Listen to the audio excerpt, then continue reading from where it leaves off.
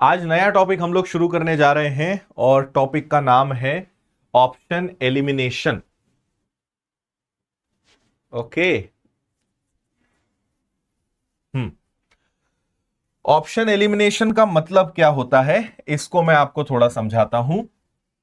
हम यहां पर क्या करते हैं, एक प्रकार से आप इसको समझ सकते हो कि ये प्योरली एक ऑब्जर्वेशन बेस्ड, ठीक है, आपके जो ऑब्जर्वेशंस हैं उस पर बेस्ड ये पूरा रहने वाला है कि आप क्वेश्चन में कुछ ऐसे ऑब्जर्वेशंस करते हो। ये एक प्रकार से जैसे हमने मल्टीपल चैप्टर देखा था कि कोई नंबर देख के हमने देखा क्या हो सकता है, तो हम ऑप्शंस में ही देखते हैं कि यार चार ऑप्शंस में से ये तो आंसर हो नहीं सकते। अभी मैं आपको बताऊंगा तो आप और ज्यादा बेटर समझोगे, लेकिन मजा आएगा। ये भी एक बहुत कमाल की टेक्निक है जो आप सबको पता होनी चाहिए।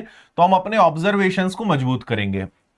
ठीक है, चार ऑप्शंस को हम ध्यान से देखते हैं तो हम लॉजिक भी लगाते हैं, हम अप्रोक्सीमेशन भी लगाते हैं, हम डिविजिबिलिटी का रूल भी लगाते हैं, हम यूनिट डिजिट भी लगाते हैं, कॉमन सेंस का भी यूज करते हैं। और ऐसे करके हम गलत ऑप्शंस को क्या करते हैं, हटाते जाते हैं।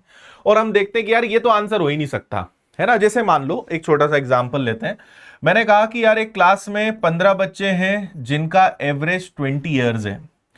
एक और क्लास है जिसमें 20 बच्चे हैं और उनका एवरेज 24 ईयर्स है। ठीक है, अब आपके सामने चार ऑप्शंस हैं कि जब हम इन चारों बच्चों को एक साथ बिठाएंगे तो एवरेज क्या हो सकता है। 19 हो सकता है, 22 हो सकता है, 28 हो सकता है, या फिर 31 हो सकता है। ध्यान से मेरी बात सुनना, आपको एक बार में समझ में आ जाएगा कि यहां पे हम क्या कहना चाह रहे हैं, है ना। हमने क्या कहा कि एक क्लास में 15 बच्चे हैं, मान लीजिए 15 लड़के हैं और ये 20 लड़कियां हैं। इन 15 बच्चों का, 15 लड़कों का जो एज है वो एवरेज, औसत औसत जो है वो 20 ईयर्स है। इन 20 लड़कियों का एवरेज जो है वो क्या है, 24 ईयर्स है। अब जब मैं इन सभी को एक साथ बैठाने जाता हूं तो वहां पर उनका एवरेज क्या होगा। तो अब हमारे पास चार ऑप्शंस हैं, और अगर जैसा मैंने कहा कि अगर हमारे ऑब्जर्वेशंस अच्छे हैं, अगर हम प्रश्न में चीजों को ध्यान से देख पा रहे हैं, तो बिना सॉल्व करे आप इसका आंसर दे पाओगे। और ऐसे क्वेश्चंस आते हैं। हमें पता है कि भाई लड़कों का जो एवरेज है वो 20 है, लड़कियों का एवरेज 24 है। जब हम सबको एक साथ बिठाएंगे तो हमारा आंसर 20 से छोटा नहीं हो सकता और 24 से बड़ा नहीं हो सकता। 20 से छोटा नहीं, 24 से बड़ा नहीं, और 20 से छोटा और 24 से बड़ा, यानी 20 और 24 के बीच में एक ही आंसर है जो पॉसिबल है। ये मैंने जस्ट एक नंबर लिखा है, एग्जैक्ट आंसर 22 नहीं है, बस आपको मैं बताना चाह रहा हूं कि हम कैसे दिमाग लगाते हैं कि यार आंसर 20 से छोटा नहीं हो सकता, आंसर 24 से बड़ा नहीं हो सकता, एक ही ऑप्शन पॉसिबल है, दैट इज 22। सो ये जस्ट एक एग्जाम्पल था कि हम ऐसा सोच सकते हैं, ऐसा कर सकते हैं। क्या आपको बात समझ में आई कि आंसर कैसे हम रेंज में निकालेंगे।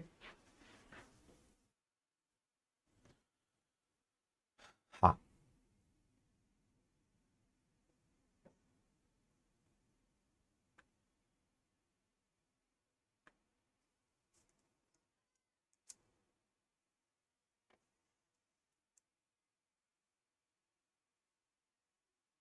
ओके, इसको कहते हैं ऑप्शन एलिमिनेट करना, ऑप्शंस को हटाना।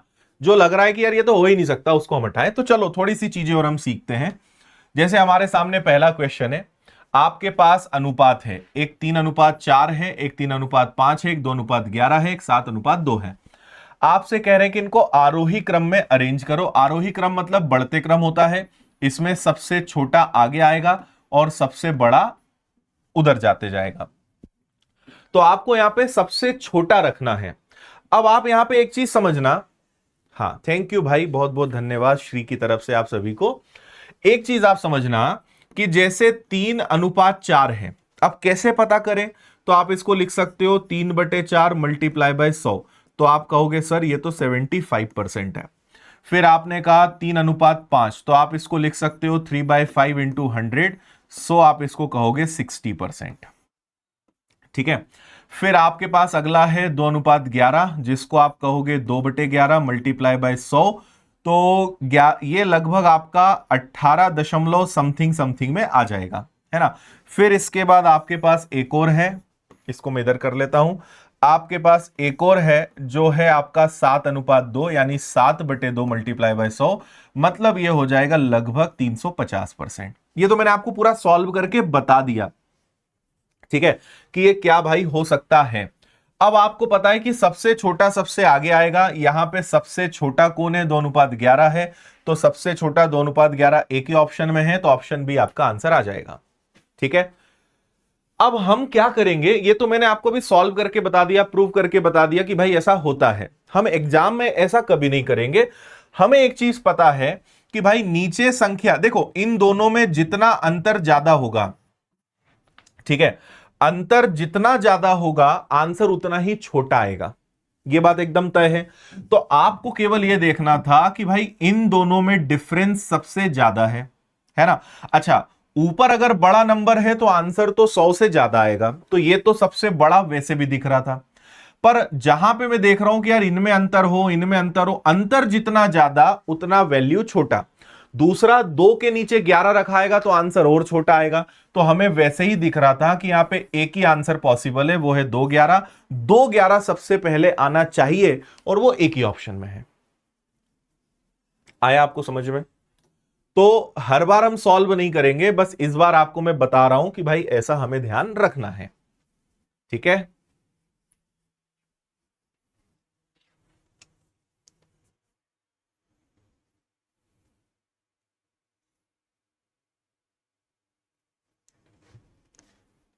क्लियर?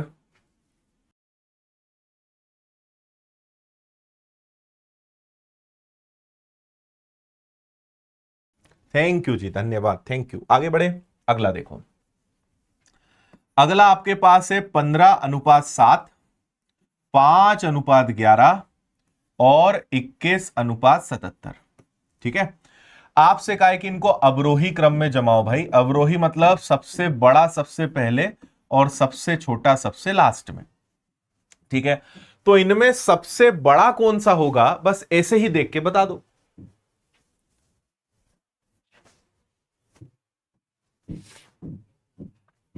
ठीक है, तो आप एक चीज समझना, मैंने अभी क्या कहा, अगर 15:7 है आप इसको 15/7 लिखोगे, ये 5/11 है ये। अगर ऊपर संख्या नीचे से बड़ी आ रही है तो आंसर 100%, 200% ज्यादा आएगा, मतलब 100% हो सकता है, 200% हो सकता है। सबसे बड़ा आंसर यही देगा, यानी सबसे बड़ा यही है, सबसे पहले 15:7 आएगा। और 15:7 आपके पास एक ही ऑप्शन में है, तो आपको ज्यादा दिमाग लगाना नहीं है, सी आपका आंसर हो जाएगा। समझे? क्योंकि 15/7 इंटू 100 करोगे तो आपका आंसर 7×2 = 14, बचेगा एक और जीरो, यानी 7 एकम 7, फिर एक जीरो, है ना, मतलब 211 दशमलव कुछ कुछ परसेंटेज के आसपास जाएगा। बाकी इन दोनों के आंसर 100 से नीचे ही आएंगे, क्योंकि ऊपर छोटी संख्या है, नीचे बड़ी संख्या है। अगर ऊपर बड़ी संख्या आ गई मतलब आंसर 100 के पार जाएगा, तो आपको सॉल्व करने की जरूरत नहीं थी। अगला देखिए, ए और बी का अनुपात आपको दिया है कि वो है 8:13। बी और सी का अनुपात दिया है 5:8। सी और डी का अनुपात दिया है 4:5। और आपको ए बी सी डी सब कुछ बनाना है। अब देखो हम ऐसे में क्या करते हैं, बहुत अच्छे से समझना। मुझे पता है कि यार जैसे ए है, बी है, ठीक है, जो भी आंसर आएगा ए की जगह जो आएगा वो 8 के मल्टीपल में आएगा, और बी की जगह जो आएगा वो 13 के मल्टीपल में आएगा। ए का आंसर जो आएगा वो 8 के पहाड़े में आएगा। 8 के पहाड़े में 38 नहीं आता, 8 के पहाड़े में 20 नहीं आता, 8 के पहाड़े में 40 और 40 आता है। फिर बी का 13 के पहाड़े में आएगा तो 13 के पहाड़े में 65 आता है, 13 के पहाड़े में 60 नहीं आता। तो ए की आंसर पॉसिबल है ऑप्शन ए। समझे?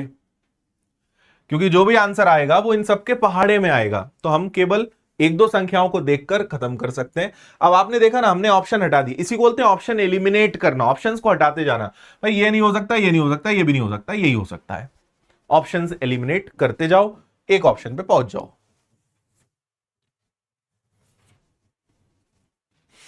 एसएमपी की पूरी जानकारी के लिए आज शाम को 7 बजे आप लोग जुड़िएगा, आज पूरी उसकी डिटेल देने में आ रहा हूं।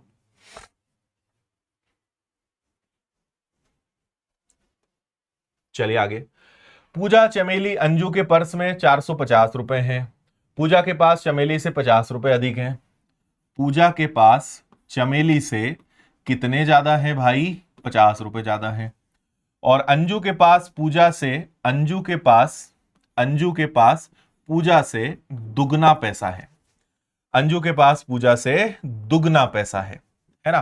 तो बस अब आप यही संबंध ढूंढो। देखो इन्होंने कहा है कि पूजा, चमेली और अंजू, तो आप ऐसा करो, पूजा, चमेली और अंजू को यहां ले लो, अंजू के पास दुगना पैसा है ना। तो पूजा और चमेली में 50 का अंतर होना चाहिए, लेकिन पूजा अंजू के पास पूजा से दुगना पैसा होना चाहिए। इन दोनों में 50 का डिफरेंस है क्या? नहीं है। इनमें 50 का डिफरेंस है, हां। इनमें 50 का डिफरेंस है, हां। इनमें 50 का डिफरेंस है, नहीं है। तो दो ऑप्शन हो सकते हैं। अब अंजू के पास पूजा से दुगना पैसा होना चाहिए। 125 का दुगना 250 होता है, 100 का दुगना 200 होता है, तो यह भी नहीं हो सकता। तो एक ही आंसर पॉसिबल है, वो है ऑप्शन बी।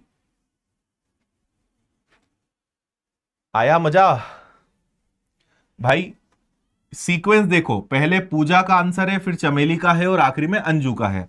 पूजा के पास चमेली से 50 रुपए ज्यादा होना चाहिए, अंजू के पास पूजा से दुगना होना चाहिए। तो इधर दुगना, इधर 50 का अंतर, बात खत्म।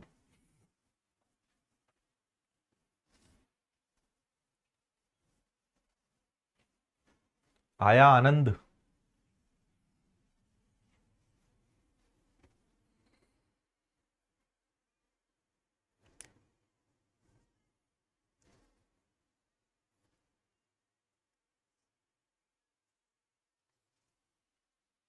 ओके, आगे बढ़ो। एक बैग में 5 रुपए, 6 रुपए, 8 रुपए के सिक्के हैं, 1 रुपए, है ना, 5, 6, 8 के अनुपात में है। तो 1 रुपए के सिक्के हैं, 50 पैसे के सिक्के हैं और 25 पैसे के सिक्के हैं, और इनकी टोटल राशि कितनी है? 420 रुपए है। तो किसके कितने सिक्के होंगे, है ना। अब आप एक काम कर सकते हो, यहां पे ऑप्शन से उठाओगे तो कैसे कर सकते हो? मान लो पहला ऑप्शन उठा लें कि भाई 1 रुपए के 210 सिक्के हों, इसके 252 सिक्के हों और इसके 336 सिक्के हों, ठीक है। तो 1 रुपए के 210 सिक्के यानी 210 रुपए हुए, 50 पैसे के 252 यानी इसका आधा हो जाएगा। तो इसका आधा मतलब 2 एकम 2 दूनी 4, 2 इंटू 6 12, और 25 पैसे के यानी इसका 4 गुना होगा, क्योंकि 1 रुपए में 4 सिक्के।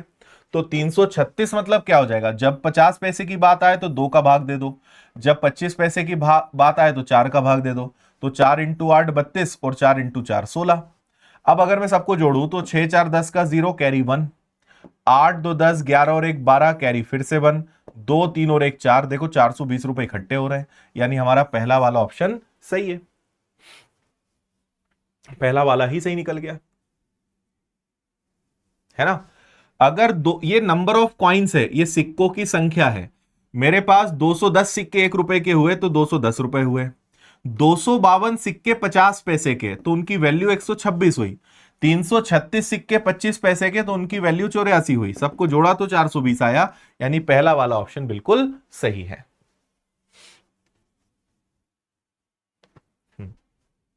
आज सब लोग आ सकते हो, एसएमपी वाले भी, बिना एसएमपी वाले भी, जिनको एसएमपी में जुड़ना है उन सब के लिए आज का सेशन रहेगा, कोई भी आ सकता है।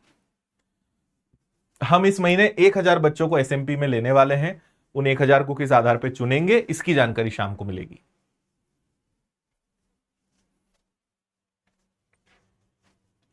आ गया, है ना। 4 का भाग क्यों दिया? क्योंकि 1 रुपए में 4 सिक्के होते हैं, तो अगर ये इतने हैं तो रुपए में कन्वर्ट करने के लिए 4 का भाग। 1 रुपए में 50 पैसे के 2 सिक्के होते हैं, तो इसका आधा करेंगे तो वो रुपए में कन्वर्ट हो जाएगा। किसी संख्या में पहले 18% की वृद्धि की जाती है, फिर 18% की कमी की जाती है, तो आंसर क्या आएगा? अब आपको केवल अगर जैसे ऑप्शंस को ध्यान से देखो, वृद्धि, वृद्धि, जीरो और कमी, है ना। आपको पता है कि जब भी परसेंटेज सेम होता है, पहली बात परसेंटेज सेम होता है, और अगर एक बार वृद्धि और एक बार कमी है, तो ऐसे क्वेश्चंस का आंसर ऑलवेज कमी में आता है। अगर एक बार वृद्धि एक बार कमी है, दोनों परसेंटेज सेम है, तो ऐसे क्वेश्चंस का आंसर हमेशा कमी में आता है। तो आंसर आ गया ऑप्शन बी, लॉस में ही आएगा, हमेशा कमी में ही आएगा, ठीक है। हालांकि इसकी ट्रिक होती है आर का स्क्वायर बटे 100, और आंसर आपका कमी में आता है। 18 का वर्ग 324 बटे 100।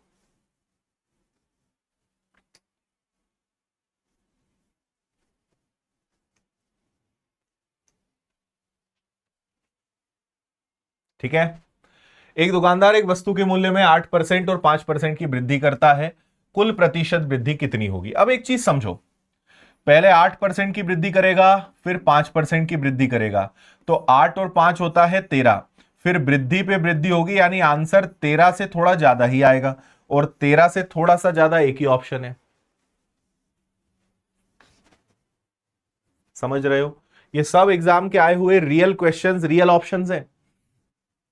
8% और 5% की वृद्धि करोगे तो आंसर थोड़ा ज्यादा ही आएगा। हालांकि इसकी एग्जैक्ट ट्रिक ये होती है कि a plus B, a into B बटे में 100, तो 8 और 5 आ जाएगा 13, 8 पंजे 40, यानी एक्चुअल आंसर ये है 13.4। पर हम जानते हैं कि आंसर थोड़ा सा 13 से बड़ा ही आएगा, तो 13 के करीब और 13 से बड़ा एक ही ऑप्शन पॉसिबल है, 13.4। नेक्स्ट, क्रमिक छूट 10 और 15% हो तो वो एकल किसके छूट के बराबर होगा। देखो क्या होता है, दो चीजें हैं, हर चीज होती है 100 के आसपास, है ना। आपको बहुत बढ़िया लॉजिक बता रहा हूं मैं। आपने किसी संख्या में पहले 10% की वृद्धि करी और फिर उसमें 15% की वृद्धि करी, तो आपका जो आंसर है ना 10 और 15 यानी 25 से बड़ा ही आएगा, 25 से अधिक आएगा, ठीक है। लेकिन अगर यही चीज ऐसी हो जाए कि आपने पहले 10% की कमी करी और फिर 15% की कमी करी, तो आपका जो आंसर है वो 25% से कम आएगा। ये हमेशा ध्यान रखना, ठीक है। वृद्धि करी है तो जितनी वृद्धि करी उससे ज्यादा ही आएगा, कमी करी है या डिस्काउंट दिया है एक ही बात है ना। आपने कम किया या डिस्काउंट दिया तो उससे कम ही आएगा।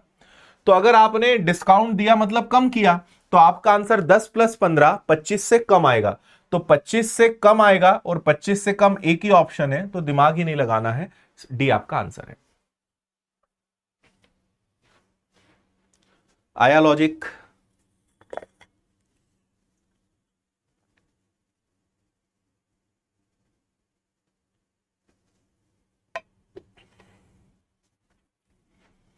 इसको बोलते हैं ऑब्जर्वेशन।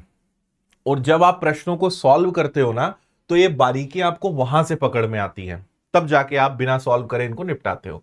अब आप सोचोगे अगर ऐसी स्पीड आपकी हो, अगर ऐसे लॉजिक्स और ऐसी नॉलेज आपके पास हो, तो आपके लिए सवाल कितने सेकंड्स के हैं, देखते से उड़ा सकते हो आप। और ये आदत में लाना है आपको, ये रातों रात नहीं आएगा। जब भी क्वेश्चन सॉल्व करो तो देखो कि यार कोई यूनिट डिजिट से हो सकता है क्या, ऑप्शन से एलिमिनेट करें क्या, डिजिटल सम लग सकता है क्या, मल्टीपल्स देखें क्या। ये आदतों को डेवलप करना पड़ेगा आपको, इन्हें लाना पड़ेगा, और उसके बाद आप खतरनाक इंसान बन जाएंगे। 9 और 17% की दो छूट आपने दी, देखो 9 और 17, तो 9 और 17 कितना होता है, दोनों को जोड़ेंगे तो आएगा 26, तो आपका आंसर 26% से कम ही आएगा। आपका आंसर 26 से कम आएगा, और 26 से कम एक ही ऑप्शन है। हम्म, ठीक है। वृद्धि होती तो 26 से ज्यादा आंसर आता, कमी है तो 26 से कम ही आएगा। तो आंसर 26 से कम, 17 प्लस 9 26, 26 से कम एक ही ऑप्शन है, दैट्स इट। एप्लीकेशन पर जानकारी दूंगा मैं आज शाम को 7 बजे, यूट्यूब पे नहीं, एप्लीकेशन पर।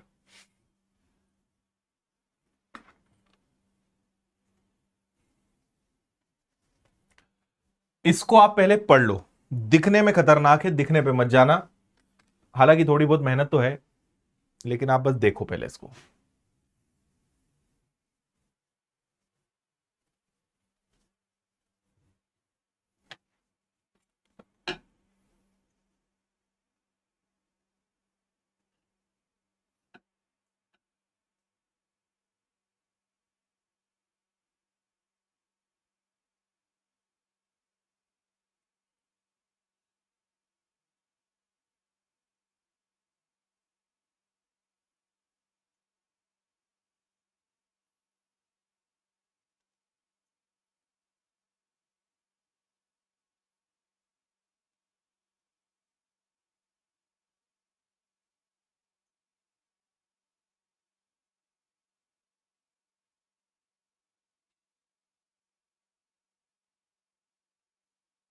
पढ़ लिया।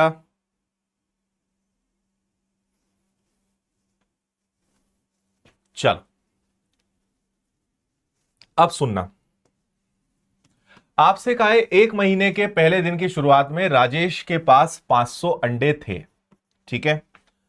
20% अंडे बेच दिए, मतलब उसने क्या करा कि भाई पहले उसने बेचे, है ना, फिर कुछ खरीद लाया तो फिर कुछ अंडे आ गए, फिर उसने बेचे फिर कुछ खरीद लाया तो फिर कुछ अंडे आ गए, है ना, फिर कुछ उसने बेचे फिर खरीद लाया और आखिरी में उसके पास 1024 अंडे हो गए। लास्ट में उसके पास क्या हुआ, 1024 अंडे हो गए। अब यहां पे देखो लॉजिक समझना, सोचने वाली बात है। 500 थे, 3 दिन बाद 1024 हो गए, इसका मतलब कि जितने बेच रहा है उससे ज्यादा ला रहा है। यार अंडों की संख्या बढ़ गई, यानी वो ला ज्यादा रहा है, बिक कम रहे हैं, तो आंसर छोटा मोटा तो होगा नहीं। और जब वो 20% बेच रहा है मतलब ला रहा है उससे ज्यादा, तो आंसर 20 से तो बड़ा आएगा। तो ये दो आंसर तो हो नहीं सकते। 20% बेच रहा है और फिर ला भी रहा है और आखिरी में अंडों की संख्या बढ़ गई, मतलब ज्यादा ला रहा है कम बेच रहा है, तो आंसर 20 से तो ज्यादा ही आएगा, ठीक है। अब जो आंसर है वो सारे परसेंटेज में कि भैया 20%। अब 500% ना मायने रखता है, 500% मतलब 5 गुना। तो अगर 500 अंडे थे, सोचो अगर 500 अंडे थे, 20% उसने बेच दिए, 500 का 20% होता है 100, तो 100 बेच दिए तो कितने बचे, 400। और अब अगर 500% ले आएगा यानी 5 गुना कर देगा, तो इसका 5 गुना होता है 2000, तो यानी 2000 अंडे और ले आया तो अगले ही दिन 2400 अंडे हो जाएंगे। तो ये तो बहुत बड़ा नंबर हो गया और अभी तो 2 दिन बचे हैं, मतलब इतना बड़ा आंसर भी नहीं हो सकता। तो एक ही आंसर संभव है और वो है 100, कि वो 100% अंडे जो है, मैं आपको भी प्रूव करके भी दिखा दूंगा, ठीक है। ऐसा यहां पे चल रहा है भाई, 500 बहुत ज्यादा हो जाएगा और अभी तो जब दूसरे ही दिन 2400 अंडे हो गए तो तीसरे दिन तो क्या हो जाएगा, तो बहुत ज्यादा हो जाएगा। अब मैं आपको 100 करके बता देता हूं, देखो 100 से करते हैं, चेक करते हैं सही भी है कि नहीं है ना। एक चीज समझना, हम क्या कर रहे हैं, वो बेच रहा है 20% और मिला रहा है 100%, ठीक है।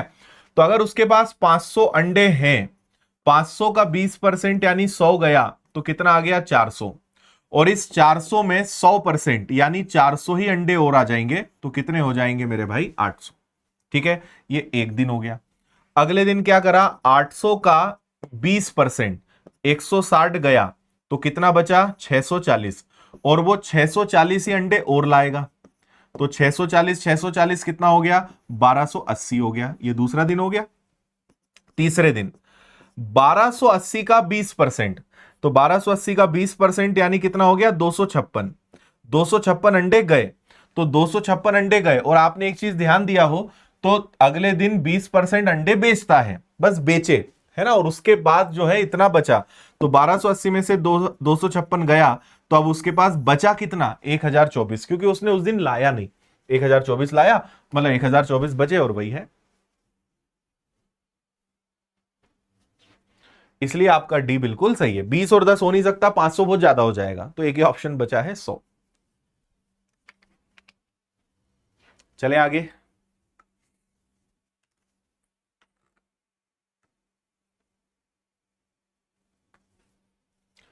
9.5% की साधारण ब्याज की दर से 2 वर्ष में कितना मूलधन 21,420 रुपए हो जाएगा। भाई 1 साल का 9.5% है, तो 2 साल का कितना हो जाएगा, वो हो जाएगा 19%, 19%, है ना। तो मूलधन के साथ जब मिश्रधन हो जाएगा, 19% जुड़ जाएगा, तो वो अपने आप में कितना बनेगा, वो अपने आप में 119% बनेगा।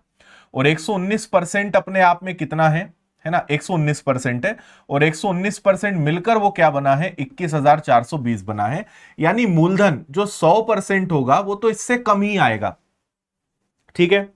अब आपको ऐसा ऑप्शन चाहिए, भाई मूलधन आपको जो भी चाहिए उसमें 19% जब जुड़े तब जाके ये बनना चाहिए। तो आप सोचो ऐसा नंबर कि जिसमें 19% में जोड़ूं तो ये बन जाए। अब ये 11,000 है, 11,000 में 19% जोड़ने पे ये आएगा ही नहीं, 12,000 से भी बात नहीं बनेगी, क्योंकि आप एक काम कर सकते हो कि 19% को आप अप्रोक्सीमेटली 20% भी मान लो, है ना। तो 11,000 का 20% क्या हो जाएगा, 2200। तो 11,000 में 2,200 जोड़ोगे तो 21,000 तो आने से रहा। 12,000 का 20% क्या होता है? 2,400। तो 12,000 में 2,400 जोड़ोगे तो 21,000 आएगा क्या? नहीं आएगा। 18,000, तो 18,000 का 20% कितना होता है? 18 दूनी 36। तो 18,000 में 36 जोड़ोगे तो 21,600 आएगा। ये भी नहीं हो सकता, है ना? नहीं, एक मिनट, नहीं ये तो हो सकता है, 21,000 के आसपास ही आ रहा है। 16,000 का अगर 20% देखेंगे तो 16 दूनी 32, तो इसको देखोगे तो ये कितना आ जाएगा? 19,200। तो ये नहीं हो सकता। एक ही ऑप्शन है जो कि संभव है, वो है 18,000, क्योंकि 18,000 में अगर 20% जोड़ेंगे तो अपना बात बन सकती है। कोई कह रहा है डिजिटल सम से किया हमने, कर सकते हो, कोई दिक्कत नहीं है।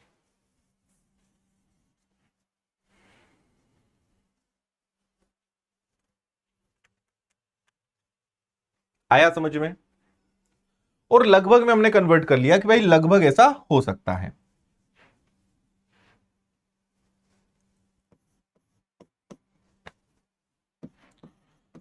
उन्नीस परसेंट को हमने लगभग 20% मान के कर लिया, क्या दिक्कत है? आंसर थोड़ा बहुत इधर आए उधर उधर होगा। 20 परिणामों का औसत, 20 परिणामों का औसत एवरेज 15 है, 25 परिणामों का औसत 24 है।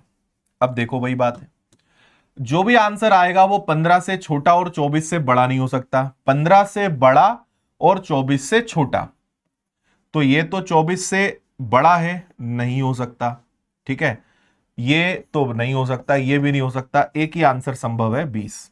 15 से बड़ा हो लेकिन 24 से छोटा हो। ओके,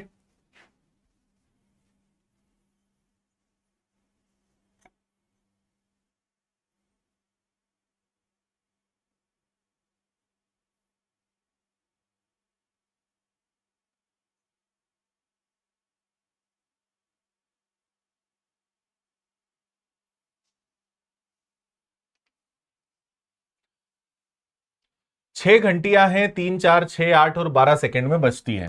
हर 3, 4, 6, 7, 8 और 12 सेकंड में बजती हैं। कितने सेकंड के बाद एक साथ मिलेंगी? ठीक है, तो अगर आप ध्यान से देखो, आप कोई भी देख सकते हो, मतलब मैं समझता हूं कि इसको आप अगर मल्टीपल से करोगे तो ज्यादा अच्छा है। जैसे 3 का मल्टीपल देख लो या 4 का देख लो, है ना? जैसे 4 ही देख लेते हैं कि जो भी आंसर आएगा वो 4 के पहाड़े में तो आएगा ही आएगा। इसमें 4 का भाग जाता है क्या? नहीं जाता। इसमें 4 का भाग जाएगा, आखिरी के 2 अंक देखते हैं, है ना? तो इसमें 4 का भाग जा सकता है। 86 में 4 का भाग जाएगा क्या? नहीं जा सकता, है ना? इसमें नहीं जाएगा। फिर इसमें 4 का भाग जा सकता है क्या? तो आपने कहा यार 4 एकम 4 और 4 इंटू 8 32, 4 इंटू 9 36, इसमें जा सकता है। इसमें जा सकता है क्या? जा सकता है। अब 4 का तो जा रहा है, लेकिन चाहो तो अब आप 3 की डिविजिबिलिटी देख लो। तो 7 और 1 8, 8 और 6 14, 6 और 1 7 और 8 15, तो इसमें दोनों का भाग जा रहा है। इसमें 3 का भी जा रहा है, 4 का भी जा रहा है। समझे? तो हमने दोनों की डिविजिबिलिटी देख लिया, मल्टीपल देख लिया कि भाई 3 का और 4 का दोनों का भाग चला जाए। तो वो ऑप्शन कौन सा हो रहा है? वो ऑप्शन बी है, 168। आया? ऑप्शंस हटाते जाओ। आप डायरेक्ट 12 भी देख सकते थे कि किसमें 12 का भाग जा रहा है, उससे भी आंसर आ जाता। अज्ञात का मान प्राप्त करने के लिए दिए गए 3 समीकरणों के सेट को हल करो। x प्लस 2z बराबर 3, x प्लस 2y बराबर प्लस 3z बराबर 5, 3x माइनस 5z बराबर माइनस का 13। आपको कुल मिला के ये देखना है कि कौन से ऑप्शन संतुष्ट कर सकते हैं। अगर मैं x की वैल्यू 0 ले लूं तो ये 0 ही हो जाएगा, और z की वैल्यू 2 ले लूं तो 2 दूनी 4, 2 दूनी 4 आ जाएगा। तो पहला वाला ऑप्शन तो गलत है भाई, ये तो नहीं हो सकता, है ना? दूसरा उठाएं, x की वैल्यू अगर -1 ले लें, x की वैल्यू -1 आ जाए और z की वैल्यू 2 आ जाए, तो 2 दूनी कितना हो जाए? 4, 4 में से एक गया 3, ये तो सेटिस्फाई कर रहा है। और रख के देख लो, इसमें रख के देखते हैं। x की वैल्यू अगर यहां पे -1 रखूं मैं, y की वैल्यू 0 रख दूं तो ये पूरा 0 हो जाएगा, और z की वैल्यू 2 रख दें तो 3 का दुगना 6 हो जाएगा। 6 में से एक गया 5, ये भी हो रहा है। बी वाला सही है यार, क्योंकि बी के ऑप्शन रखने पर मामले सेट हो रहे हैं, तो बी बिल्कुल ठीक है।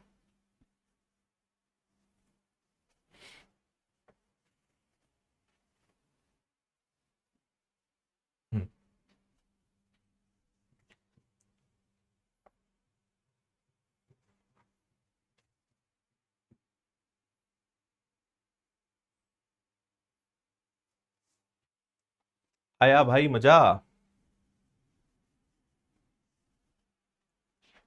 लास्ट क्वेश्चन, एक घन का संपूर्ण पृष्ठ का क्षेत्रफल, घन आप समझते हो, घन मतलब क्यूब,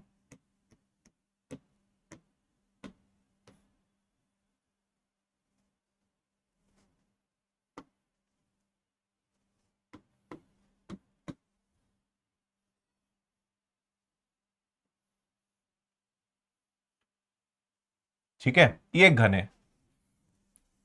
आपसे कह रहे हैं कि इसका संपूर्ण पृष्ठ का क्षेत्रफल जो कि 6 से स्क्वायर होता है, जो अपने आप में 24 है, तो घन का आयतन क्या होगा? आयतन का सूत्र होता है ए क्यूब। हमें एक बात पता है कि भाई ए क्यूब यानी जो भी आंसर आएगा वो किसी ना किसी का घन होना चाहिए, किसी ना किसी का क्यूब होना चाहिए। और यहां पे एकमात्र संख्या है जो किसी का घन है और वो है 8। बाकी कोई क्यूब नहीं है, कोई घन नहीं है।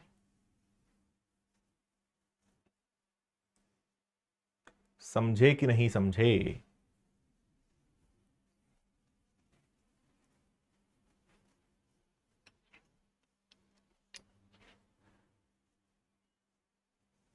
ठीक है, जो भी आंसर आएगा वो किसी ना किसी का क्यूब आएगा, और यहां पे क्यूब में एक ही नंबर है, तो आपको ज्यादा दिमाग लगाना ही नहीं है। श्री से मिलवा दे, चलो मैं देखता हूं श्री क्या एंड हुआ। ठीक है, कल मिलते हैं नए टॉपिक के साथ।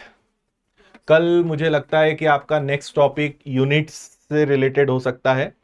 ज्यादा टॉपिक बचे नहीं है, मुझे लगता है कि शायद इस वीक में आपका ये बैच एंड हो जाएगा, क्योंकि हम बहुत सारी चीजें पढ़ चुके हैं, 15-16 टॉपिक हमने पढ़ लिए हैं। ठीक है, आज का टॉपिक अच्छा लगा? चलिए एक बार फिर से आप सबको बहुत सारा धन्यवाद श्री की तरफ से, आपकी शुभकामनाओं के लिए, आपकी विशेष के लिए।